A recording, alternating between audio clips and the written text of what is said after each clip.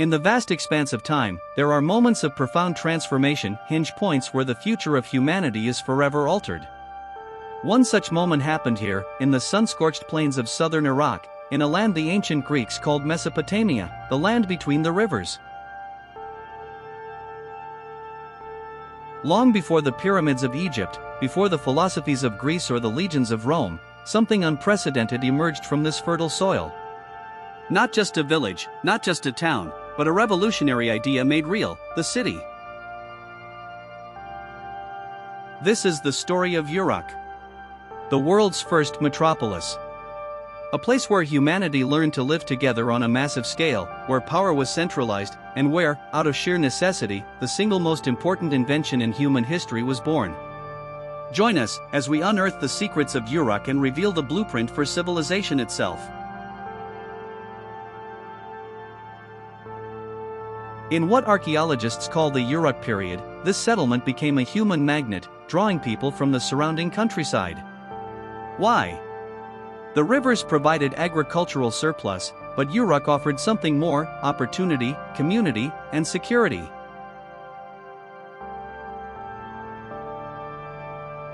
Its legendary king, Gilgamesh, was said to have built its colossal walls.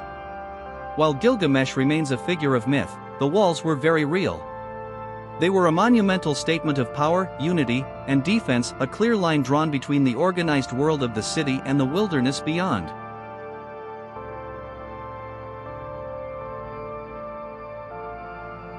This density of people created a crucible of innovation. Specialists emerged: priests, soldiers, artisans, merchants. Uruk became a hub, its influence spreading for hundreds of miles. It exported not just goods, like pottery and textiles, but its very way of life, the world's first cultural empire. At the heart of Uruk were its gods. The city was not merely a place to live, it was a cosmic center, a sacred landscape dominated by monumental temples. In the Kalaba area, the Anu district rose high above the city. Its ziggurat, a man-made mountain, was a stairway to the heavens, topped by the pristine white temple, dedicated to Anu, the sky god. It was a symbol of hierarchy, visible from miles away.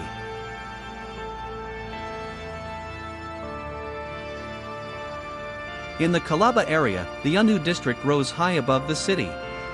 Its ziggurat, a man-made mountain, was a stairway to the heavens, topped by the pristine white temple, dedicated to Anu, the sky god.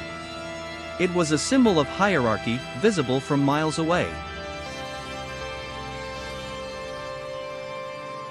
These were not just places of worship, they were the central banks, treasuries, and distribution centers of a massive redistributive economy. Grain, livestock, and crafts flowed into the temples as offerings, and from them flowed rations and materials to fund the state's projects. The priests and scribes who ran these institutions were the most powerful people in the city. To control the granaries of the gods was to control Uruk itself. Managing this vast temple economy created an unprecedented problem: information overload. How do you track thousands of workers, tons of grain, and countless jars of beer? The human mind alone was no longer sufficient.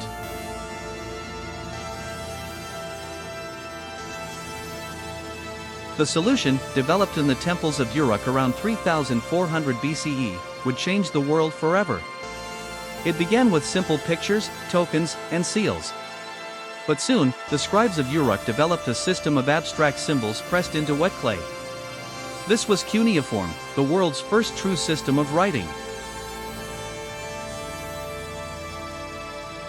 Initially used for ledgers and receipts, this powerful new technology would unlock humanity's potential. For the first time, knowledge could be stored, accumulated, and passed down accurately across generations. History could be recorded, laws codified, and stories told. The birth of writing was the birth of history itself, and it happened here, in the administrative offices of Uruk. But what was life like for the ordinary person in the world's first city? Away from the grand temples, life was lived on a more intimate, human scale. The city was a dense maze of mud brick homes, organized around shared courtyards where families worked and lived. Society was highly stratified. At the bottom were farmers and laborers, the backbone of the city, who likely received daily rations in the ubiquitous bevel-rimmed bowls, the world's first disposable food containers.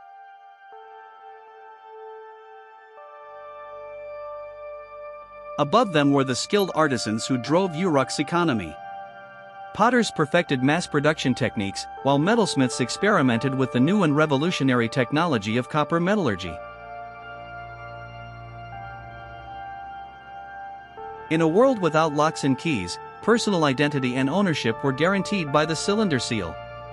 Each one was unique, a miniature work of art that acted as a person's unforgeable signature.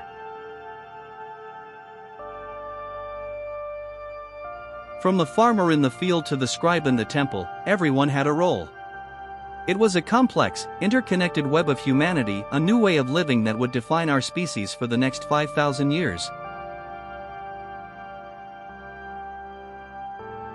Uruk would eventually decline, its power eclipsed by new cities like Ur and Babylon. But its legacy is immortal. It echoed through the ages in the stories of Gilgamesh, the first hero of literature, who sought eternal life but found his immortality in the great city he built. The blueprint created at Uruk would be copied, adapted, and refined across the globe. The city-state, monumental architecture, social hierarchy, specialized labor, and, above all, writing, these were Uruk's gifts to the world. Today, only haunting mounds of earth and shattered pottery remain, a testament to the power of time. But beneath this dust lie the foundations of our modern world. Uruk was more than just a city of mud and brick. It was a city of firsts. An audacious experiment in human cooperation that succeeded beyond its creators' wildest dreams. It is the place where our shared story, the story of civilization, truly begins.